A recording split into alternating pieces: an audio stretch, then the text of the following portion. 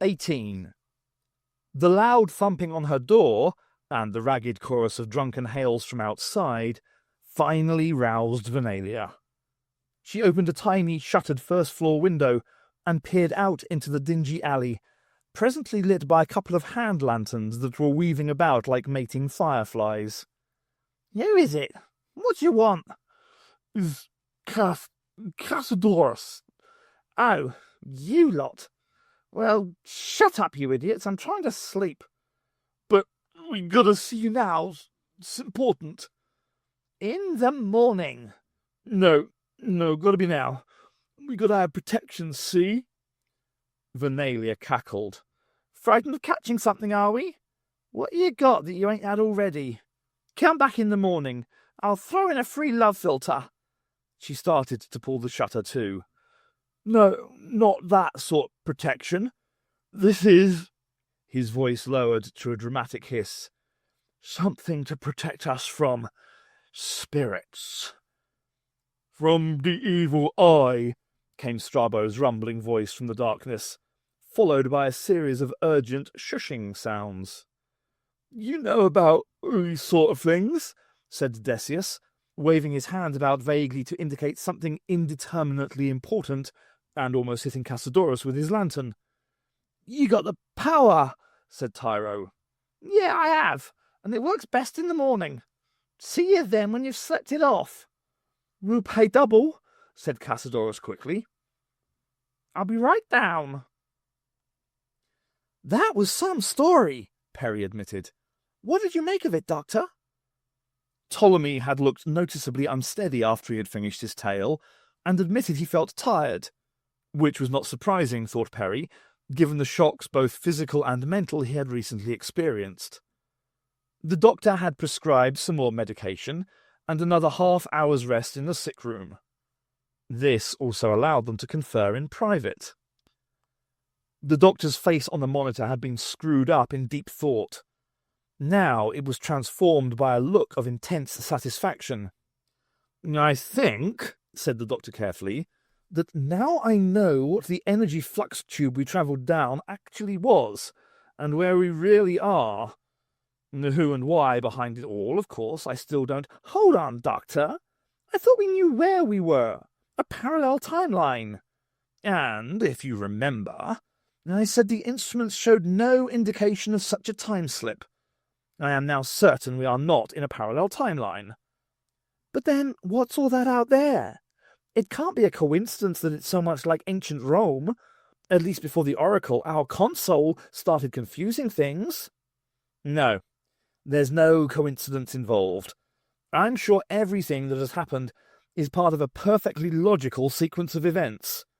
Perry, you've seen that the Oracle is in fact a perfect copy of our console. But have you wondered what else might have been copied?" There was a long silence. "Doctor, you can't mean that everything out there, every person, is a copy?" "Yes, I do. It's the only explanation that fits the facts.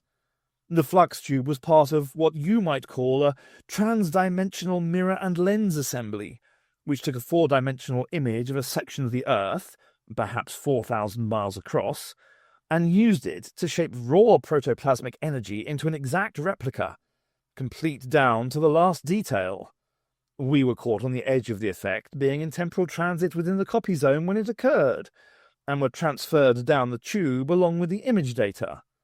Fortunately, it only managed to replicate our console in the process." "But it's incredible! The detail you'd have to record for even one person. But it doesn't need to be recorded at all. For example, imagine yourself standing in front of a good quality mirror. Your reflection is a copy of yourself, you might say. Each time you move, your reflection follows you precisely in every detail. Now, do you consider the mirror is behaving in a particularly intelligent fashion to accomplish this, or is in any way processing the data about your appearance? Do you worry that if you move too fast, or exhibit a particularly subtle expression, you'll overload the mirror's capacity to reflect you accurately?" "Well, no, of course not. It's only responding to natural laws. But a mirror is only showing a two-dimensional reflection of a three-dimensional object, and it's reversed. Yes, but a second reflection will cancel the reversal. And the basic effect can be applied to higher dimensions as well, also by the application of natural, if somewhat esoteric, laws. The process may seem an impossibly complex undertaking, but it's really all a question of proper application in the end. Perry sighed. Okay, so it's possible. But why copy only a part of the Earth? And what's keeping it together? Why hasn't all the air poured over the edge yet? And what about the sun and moon and stars? Possibly only a section of the Earth has been copied, because this was an experiment to test the process. It certainly would have to be actively maintained to keep it stable, some method of compensating for the changed gravitational mass, though the gravity gradient no longer matched the curve of the surface close to the edge, you notice. Provision for recycling of lost air, and weather control, of course, to maintain the existing climatic patterns. The sun and moon would be artificial, and far smaller than the original, hence Themos's discovery of its changed position, and the night sky would be just what the ancients thought it was, a dome studded with bright lights, with a few moving ones to represent the planets. I wonder how the phases of the moon are handled. But what's outside this dome? A good question. Perhaps it's the laboratory of some cosmic scientist. Perhaps a self-contained micro-universe. Whatever it is, it's isolated from the rest of the cosmos. And none of the people here realize what had happened to them. The whole process probably only took a fraction of a second. How long does a mirror need to capture an image? And if everything came into being at the same moment and appeared the same as before, there would be no reason to suspect anything was wrong. But the edge, what's happened there? Where did those awful creatures come from? They were on the perimeter of the copying effect. So perhaps it wasn't strong enough by then, or out of focus. Think how a magnifying lens produces sharp detail at the center, but blurs the image at the edges. Remember Ptolemy's description of the settlement and landscape closer to the edge? Half finished, he described it as looking. A very perceptive remark, though he could hardly have realized it might literally be true. The people living further away from the edge were more subtly affected, but it must have been enough to drive them mad. No wonder the land, or what was left of it, was abandoned. And the ghost head that came up over the edge? Possibly a deliberate illusion to frighten people away. But for their own protection, or for somebody else's, I wonder. This is all ghastly. More than that, it's unstable. This is essentially an artificially maintained biosphere now, but its inhabitants don't know it, and couldn't manage it themselves even if they did know the truth. But who is running this place, and how long will they continue to do so? You mean any moment the sun might go out or something? Possibly. Thanks, Doctor, I really needed to know that. You did ask. Okay. So, we've got to find out the big answers around here. But first, we must get the TARDIS operational again, and you out of this fight. She looked thoughtful for a moment. Say, how are we going to tell Ptolemy all this? I mean, this is going to be just too much to take in. Just how do we tell him the truth? There's no need to tell me, a calm voice said from the corridor doorway. You have quite spoiled my evening. I hope you realize that, Vitellius. Alexander drummed his fingers impatiently on the arm of his chair, and he glowered in disapproval at the prefect who stood awkwardly before him. For the first time he could recall, Vitellius appeared genuinely at a loss. The observation did not comfort him. Not only, he continued, have your people failed in their task, but Caesarion has gone into hiding with a good idea of who might be responsible for the attempt on him. If he only contemplated opposing me before, he is sure to do so now. And if that were not bad enough, those incompetents had to kill 2 temple guards and defile the sanctuary. You know what I had to promise the high priest of Serapis in Rome for his cooperation with the casket. I cannot afford to offend him now. This will cost me dearly, Vitellius. I know, Dictator. Well, what steps have you taken? I have ordered urgent inquiries to be made at the houses of all his friends, in case he has taken shelter with them. Inquiries? He's in hiding. Have the places searched. But on what pretext, Dictator? And it would be unwise to cause offence to his friends. Some are influential. I don't care how influential they are. Find him. If you knew the reason for searching houses, say, I suspect he is plotting against me, which is probably true by now anyway. Anybody who is sheltering him is guilty by association. Well, don't waste time, Vitellius. Give the orders. I will need written authority for this, Dictator. Well, send in my scribe, then. Now. Forgive me for deceiving you, said Ptolemy. It is discourteous after your kindness to me, but these are trying times.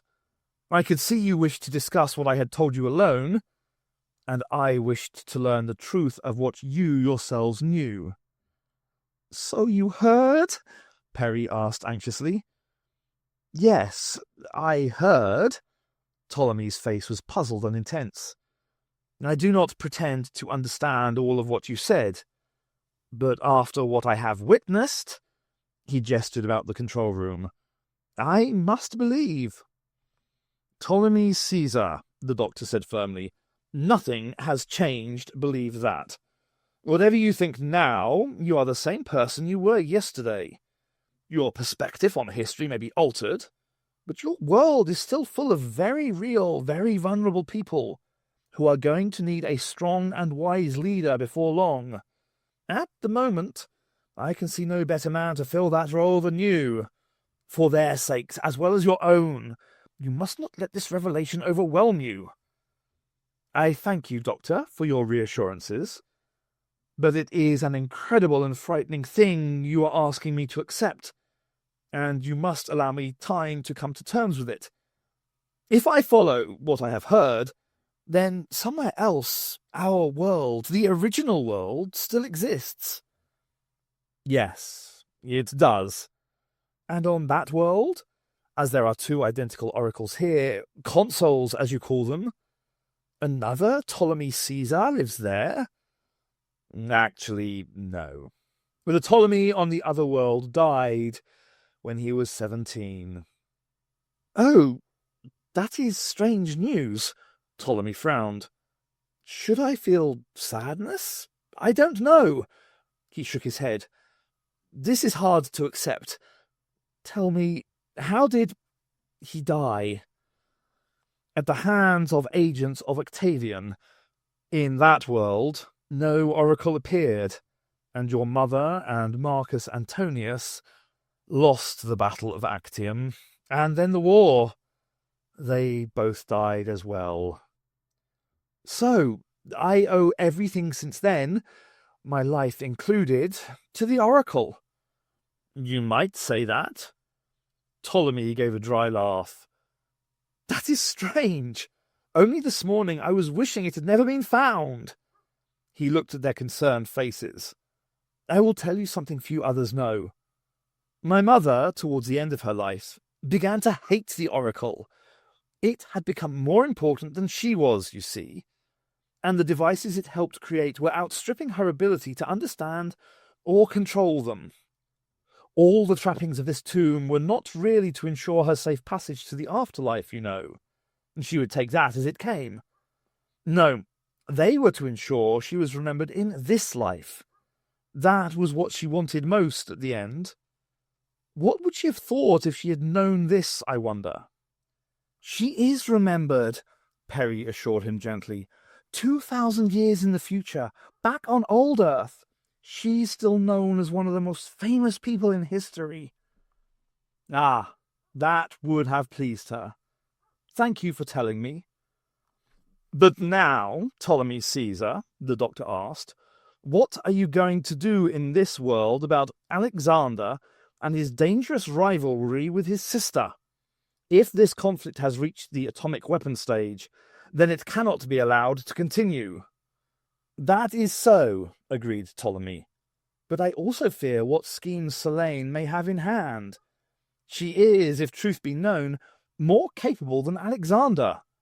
Any plot he can hatch, she is bound to equal. They both want to be supreme in the Dominion and will stop at nothing to achieve that end. I have learned there are limits, you see, both to the world and to ambition. They have not.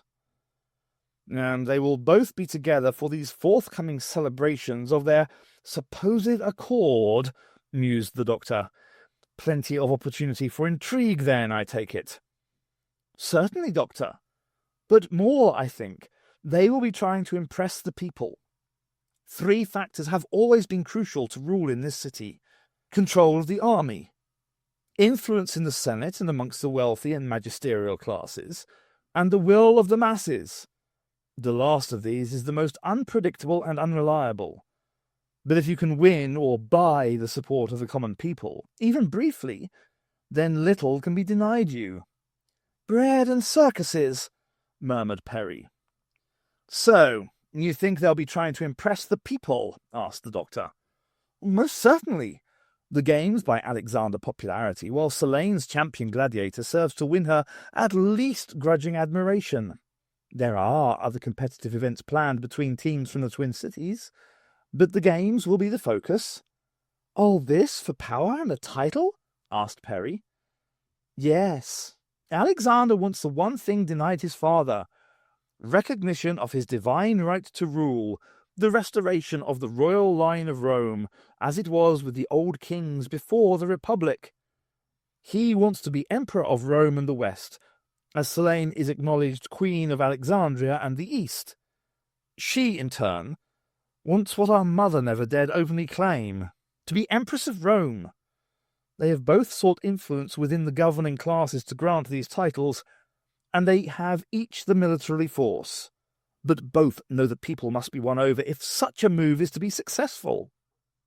So, we've got to think of some way of building up your standing to take the shine off theirs, said Perry practically, and to make you too important for Alexander to risk any more funny business.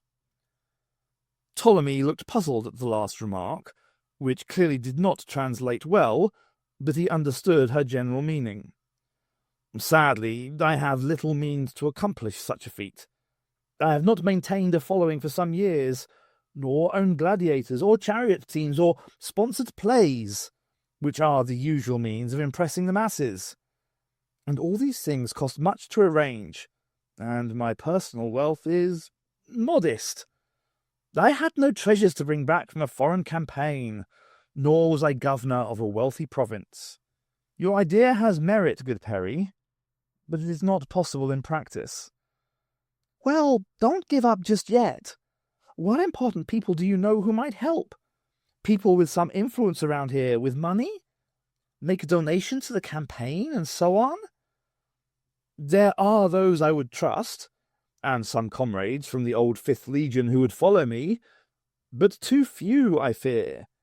And in the current circumstances, Alexander is likely to have them watched.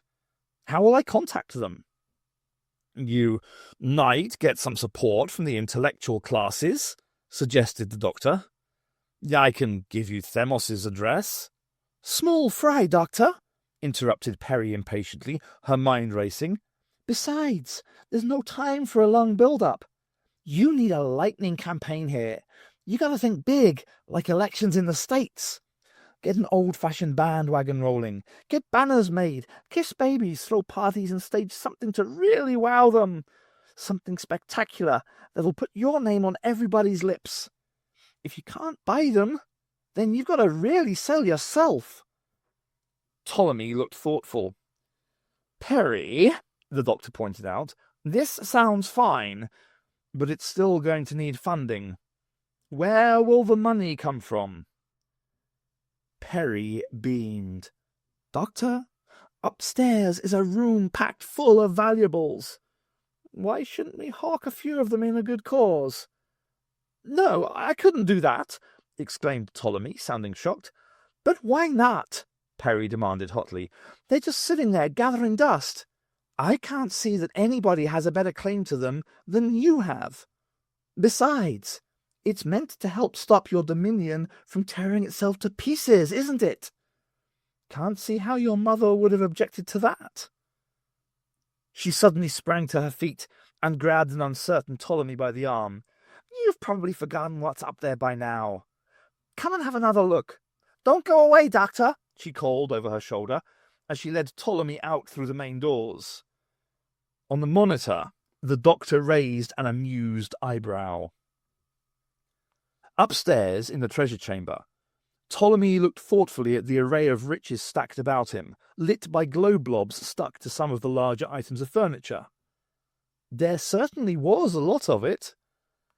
"Sorry about the ladder and the hole in the ceiling. We'll patch it up before we go, honest. But you see what I mean? Just a few of these pieces would buy you an awful lot of popularity when you need it most." Perry broke off, as though listening intently for something. Then she crossed to a particular floor slab and knelt down, putting her ear to the ground. "What is the matter?" Ptolemy asked curiously. "Oh, nothing much. Just some tomb robbers coming back for a return visit, I think." She listened to the confused thumps and occasional clatters resonating through the earth. Some of the sounds were suggestive of people repeatedly falling over in a confined space. Perry smiled. "Actually, they don't sound in such good shape this time. Don't worry. I frightened them away before, and I can do twice as well now. Wait till they meet the flying ghost of the tomb." Then everything seemed to fall into place in her mind. "No," she amended, "they're not tomb robbers at all. They're the first recruits to your new campaign team. Listen, we've got about 5 minutes to work out our lines and get into costume." Finally, the slab jerked free of its bed and started to rise with the turning of the jackscrew. Perhaps it had been jammed in place by its fall earlier, or perhaps something had been holding it down. No, don't think about what might have been holding it. That small, still lucid part of Cassidorus's mind that tended to become a helpless onlooker when the rest had succumbed to the more liberating effects of drink, shrank back in its corner a little more, and hoped this would all be over with before it was obliged to take charge again. The slab tilted higher. Clumsily, props and wedges were thrust into place to hold it steady. An arm reached out of the hole and set a lantern on the floor. Cassidorus appeared to levitate up through the new opening, propelled by the hands of the others, who, however drunk they might be, were certain they were not going to go first. Nervously, he stepped forward, holding the 2 protective charms Venalia had made for them. They were made of plaited straw, twisted and tied to form the Egyptian Ankh, the life sign, and the Uas, the symbol of divine strength. From his pouch, he drew out a small vial, pulled the stopper off with his teeth, and sprinkled it about the floor as he had been instructed. Whatever it was smelled bad enough to chase away any spirits. Certainly he felt like running at that moment. He peered into the gloom. There was no sign of the white-draped chair that had been in the centre of the chamber last time. Was that good? Whispers and hisses from floor level urged him on. He fumbled in his pouch again and drew out a scrap of parchment. Venalia had given him an incantation to complete the protective spell, and he had to get it exactly right. He cleared his throat. Reading was not his strong point. "Begone, uneasy spirit. Return over sea and sand. Haunt no more this—" "Ah!" Bright torchlight flashed across the chamber. "I am Ptolemy Caesar, consul of this city. If you try to escape, you will all die," a voice said commandingly. A very solid and undeniably corporeal boot had descended upon Tyro's fingers, which curled over the edge of the slab hole, pinning them to the spot. Fear alone was sufficient to freeze Cassidorus in his place. Suddenly he was sober, and wished he wasn't. "Are you aware of the penalty for defiling my mother's tomb?" the voice continued. "Do you really want to face agonizing death in the arena for your crime?" A feeble yelp of No, issued from the shaft. Then climb out at once. Move yourselves. You there, turn around. Numb with shock, Cassidorus rotated on the spot to see the rest of the gang scrambling unhappily out of the shaft. Standing over them was a lean, cloaked figure carrying a strangely fashioned hand torch. He marshalled them into a trembling line and looked them up and down like a centurion appraising new recruits. So, these are the miserable specimens who have dared to disturb my mother's tomb, not once, but twice. Are you so foolhardy as to ignore the warning you received the first time? Is it stupidity or bravado that has brought you here again? Just drink, muttered Odysseus, who then jammed a knuckle into his mouth to plug any other ill-considered comments. I see, said Ptolemy, icily unamused. Strabo was rocking back and forward, eyes screwed shut, mumbling, "We're gonna die, we're gonna die." "Shut up, man," ordered Ptolemy, but Strabo continued. Cassidorus found himself, to his horror, saying, "Don't be too hard on the lad, sir.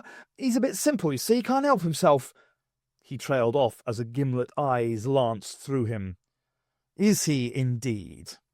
And what's your excuse then? Are you simple too?" A phalanx of futile excuses paraded themselves through Cassidorus's fertile mind. What did it matter now? He broke the habit of most of a lifetime. "No, Consul, sir. We just wanted some more money, actually." "Yeah, an honest answer. What's your name?" "Cassidorus, sir." "And do you want to live a long and happy life, Cassidorus?" Was it a trick question? Would the truth work a second time? "Yes," he ventured. "Then I suggest you pray for it, all of you. Down on your knees. That's right. Pray to the spirit of Rome that you will be given some task to perform by which you may atone for your crime. You, what form will the spirit of Rome come in?" Tyro gaped. A wolf? Possibly. But what else?" "An eagle?" "Yes, an eagle as we carry on our standards. A great bird. But this is the tomb of a queen, so if it manifests itself here, it will be in female form. Think of that. Think of beating wings." And suddenly they could hear beating wings. A light came on, illuminating the gloomy vault of the dome. And there was the form of a winged woman, with steady, powerfully beating wings, her dark, feathered body adorned with glittering rings, bracelets, and strings of jewels. A broad Egyptian collar glowed in many colours across her shoulders, while a gold vulture head crown showed amongst the feathers of her crest. She circled about the chamber, the eyes of the thieves riveted upon her. Then she flew closer to them, hovering almost motionless in the air. She looked at each in turn, as though sizing them up. They felt the wash of wind from her wings, and noted the long, sharp talons on her feet and hands, which she wove before them in strange passes, as though drawing back the veils of thought and peering into their minds. Strabo started to topple over in a faint, but Odysseus shoved him upright. The bird spirit spoke. "I am the Peri, the spirit of Rome. I have a task for you. Do it well, and you will be rewarded from the treasure of this chamber. Do it badly, or attempt to flee from it, and I will come after you." She flexed her claws meaningfully before them. "You will help this man, Ptolemy Caesar, to fulfill his true destiny and become the ruler of the Dominion, and curb the foolish squabblings of Alexander and Selene. Serve him well. I have spoken." And the light went out, plunging the roof of the chamber back into darkness again. The sound of wings died away. There was a long, thoughtful silence. Then Cassidorus got carefully to his feet again. With an effort, he managed to hang an ingratiating smile on his lips, trying to look as though he received instructions from supernatural entities every day. Right you are, Consul Ptolemy, sir. What can we do for you? Ptolemy smiled. First, show me where that tunnel leads.